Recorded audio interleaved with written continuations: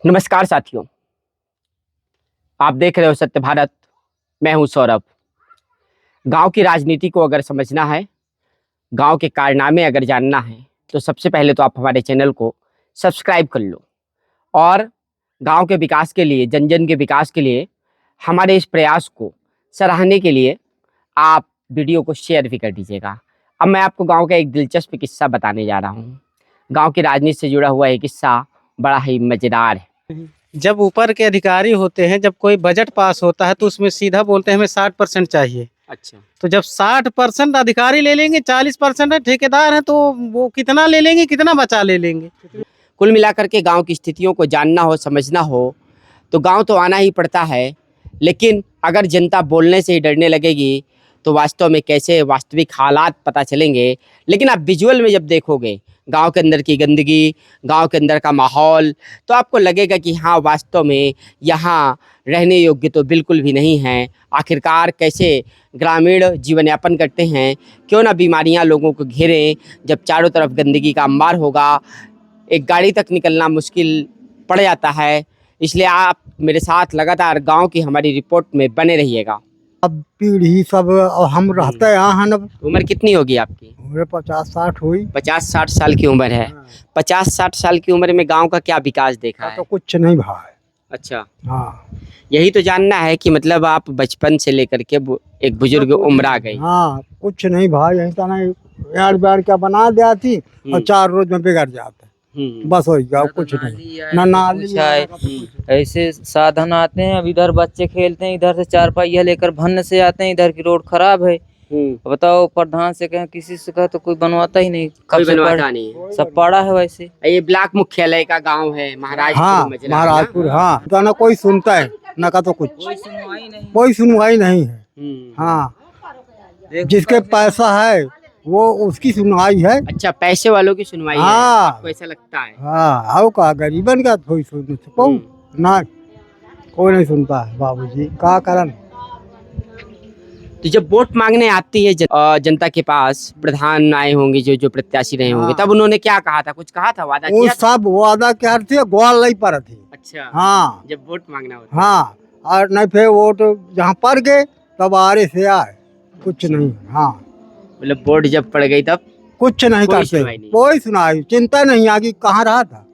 हाँ, ऐसे हालात। हाँ, हाँ। अब फिर चुनाव आ रहा है तो क्या होगा? फिर चुनाव आ गया तो जैसा कहाँ मतलब जो को हमें बढ़िया दिखाई कोई राजा, उसी को देंगे। अच्छा, आप बुजुर्ग हैं, आपसे जानना चाहता हूँ कि यहाँ तो लोग जातियों पर वोट डाल दिया करते हैं, गांव में गुटबाजी भी बहुत रहती है। हाँ, इतनी नफरत फैला दिए हैं राजनीति करने वाले। हाँ, कि एक ही जाति में 3-3 गुट भी हो गए होंगे। हाँ, और इन स्थितियों में कैसे किसी अच्छे व्यक्ति का चुनाव कर पाएंगे? ऐसा है कि अगर मायावती आ जाए अच्छा, तो ठीक है। हाँ, नहीं वो सब बेकार तो है। विधानसभा में आएगी ना मायावती, तो जैसा मुख्यमंत्री बनना होगा। तो जैसा कहें मतलब प्रधान जैसा है। हाँ, तो जाऊं जैसा खड़े हुए 10 जने हैं खड़े, तो जाऊं हमें बढ़िया दिखाई, उसी को देंगे बस। और जिला पंचायत, ब्लॉक प्रमुख, जिला पंचायत तो कभी झांके नहीं आवती यहाँ। अच्छा, हाँ, सदस्य नहीं आए कभी? सदस्य कोई नहीं आए। हाँ, अच्छा, जानते नहीं है। हाँ, वोट बधाई दिन है बस, वही वोट दे दिए जिला पंचायत में हाँ, बस। हाँ, कोई विकास का काम आपके गांव में नहीं हुआ? कोई नहीं भी, कोई नहीं भी। पर पहाड़ी में गरीब तो कुछ हुआ आदमी कॉलोनी का तरसा थी, और चलो देखो घर गिरे पड़े हैं। है। अच्छा, हाँ, और प्रधानमंत्री आवास इतना बनवाया है मोदी जी ने, तो कुछ नहीं, हमें नहीं मिला कुछ। आपको नहीं मिला? हाँ, और किसी को मिला है गांव में? आओ कहीं मिला, को नहीं मिला। 2-4 जन का मिला हो तो मिला हो। अच्छा, हाँ, नहीं मकान जा देख लिया, कुछ वोट बस ले लिया बस, कुछ और नहीं। कभी आए नहीं पूछने किस तरह में रहते हो? हाँ, हाँ, कुछ नहीं। यहाँ मतलब जब बारिश होती होगी तो पानी ज्यादा, कोई छप्पर भी ठीक से नहीं तना हुआ है, तो पन्नी कुछ तान नहीं के है, आप रह रहे सही हो। बात है, सही बात। पानी तान के रहे। तो प्रधानमंत्री आवास के लिए आपने कोई आवेदन नहीं किया था? हम मानो देखो पंचायत मित्र आवा रहा है तो फोटो तो खींच गया है। अच्छा, अब देखो अब जमदन हो, फोटो बस खींच गया है। हाँ, और कितने साल से घर इस तरह पड़ा है? अब कम से कम कितने साल से पड़ा है, आशा तो गिरी ना है। नहीं तो क्या रहे थे का कर। अच्छा, हाँ, बहुत पहले कॉलोनी का कुछ पैसा मिला था क्या, कुछ साल पहले, 10 साल 20 साल पहले? अरे वो पुराना कहानी निर्बल वर्ग के आए हाँ 6-7 हजार के, अच्छा। सब माटी गिलावस या बना दी नी, बस हो गया, अच्छा बांट दी बस हो गया। बना के बांट दी। हाँ क्या समस्या है गांव में, आप बताओ। गांव में हनी समस्या देखा नहीं है। ये तो देख लिया। हाँ तो कहू के जजात ले ली, बस इतने समस्या है। प्रधान के मतलब का रास्ता हुआ नियम से जाओ ना मोटरसाइकिल। तो एक सड़क क्यों नहीं बनवा पाया ये प्रधान? सड़क अब वो जाने, जनता जाने नहीं कि कहे नहीं बनवाओ, जो वोटे दे हूँ बताओ कहने दे, कॉलोनी को हुक दे दी। आप गाँव में जा देखो पिपरोदर में कौन सा विकास की नहीं। गांव में गांव बट जाता है। अरे गांव ग्राम सभा दोनों एक है नहीं। हाँ या पिपरोदर तो अपने गांव में बढ़िया विकास की जा, रोड देखो चकाचक मिली है, खाली है गांव। देख तो लेंगे वहाँ भी, शिकायत तो वहाँ की भी बहुत सारी है। अभी एक जो सड़क यहाँ की वायरल हुई थी, बच्चे स्कूल नहीं जा पा रहे थे। यही रास्ता ये तो अभी ऐसा सही है, आगे जाओ अब। अच्छा अब वो दवा दी टाली गट्टी उट्टी तक। नाम क्या आपका? आपका मुस्तैद ना। अच्छा ये बताइए, गांव का आदमी बोलने में या तो शर्माता है, या तो डरता है, या तो संकोच करता है, तीनों चीजें देखी है हमने। तो कैसे समस्या दूर होगी अगर खुल के बोल नहीं पाएंगे? खुल के कहे का कोई एक जने विरोध करे तो मत करो ना विरोध, लेकिन समस्या तो बताओगे। बता दो बढ़िया है, वो तो रोड बनी है। वोटे दे कहने अपने बाप को दे थी नहीं बोले कान को बोले। अच्छा कहे का विरोध कर हमारे को, हमें कॉलोनी तो जब भी नहीं पाओ का ना, जब भी हमें जाते हैं तो हमें तो ना कॉलोनी मिली कि हमें प्रधान कॉलोनी दी। मतलब कॉलोनी और वृद्धा पेंशन प्रधान बना देती है। अरे ये तुम्हें दे दी हाँ। तो तुम्हें वोटे वही दिया, मुँह दिया।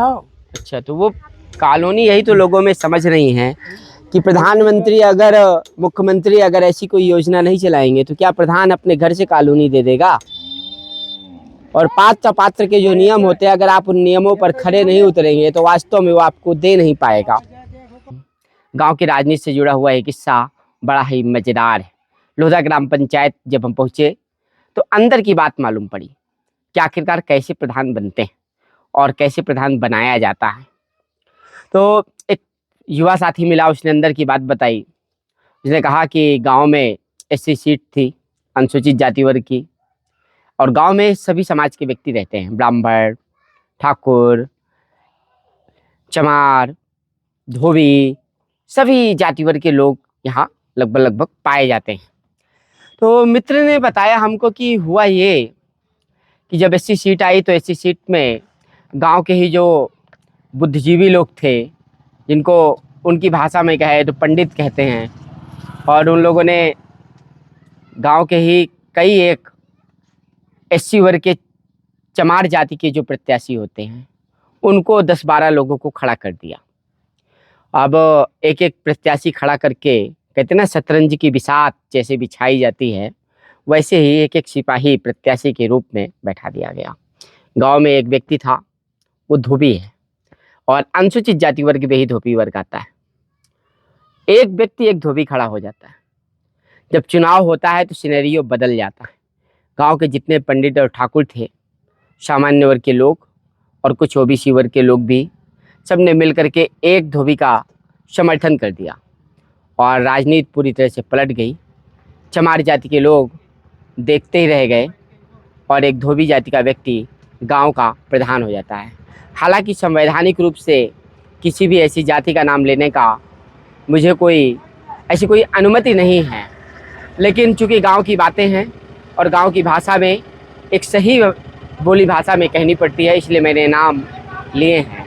तो गांव के कारनामे जानने के लिए आप हमारे साथ लगातार हमारे इस चैनल में बने रहिएगा। एक छोटा सा भाई है यहाँ पर, ये युवा साथी है।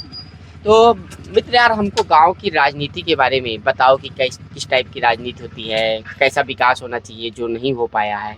अब जैसे हमारे गांव में, हर गांव में है कि ये हैंड जो है नल है तो इसमें पानी आ रहा है। हमारे गांव में ये पानी नहीं आ रहा है, पहली बात तो। अच्छा, पानी हाँ, 2 साल पहले ये लग गया है, अभी तक इसमें न टोटी लगी है न इसमें पानी आ रहा है। लगी। हाँ, और गांव में इसी तरह एल&टी जो कंपनी है, गांव में जगह जगह खोद दी है, न उसका कुछ व्यवस्था किया। अभी बरसात के मौसम में इतना नाली में पानी भर जाता है कि निकलने के लिए आदमी गिर पड़ते हैं।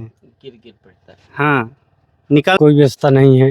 अच्छा, कम से कम खम्भे लाइट की व्यवस्था हो जाए। मतलब प्रकाश की रात में कोई हाँ, व्यवस्था कोई नहीं व्यवस्था नहीं है यहाँ। है। इस तरह की व्यवस्था बहुत जगह। अच्छा, तो गांव में क्या सोच करके लोग वोट करते हैं? जब विकास ही नहीं हो पाता है तो क्या सोच करके वोट कर देते हैं? अरे वोट तो कर देते हैं, लेकिन कहते तो हैं कि ये करेंगे वो करेंगे, फिर ऐसा बाद में नहीं कुछ होता ही नहीं। जब ऊपर के अधिकारी होते हैं, जब कोई बजट पास होता है तो उसमें सीधा बोलते हैं हमें 60% चाहिए। अच्छा, तो जब 60% अधिकारी ले लेंगे, 40% ठेकेदार हैं, तो वो कितना ले लेंगे, कितना बचा ले लेंगे। पिछले एक गांव में 50 लाइट आई, 30 लगवा दिया, 20 फाइनल कर दिया।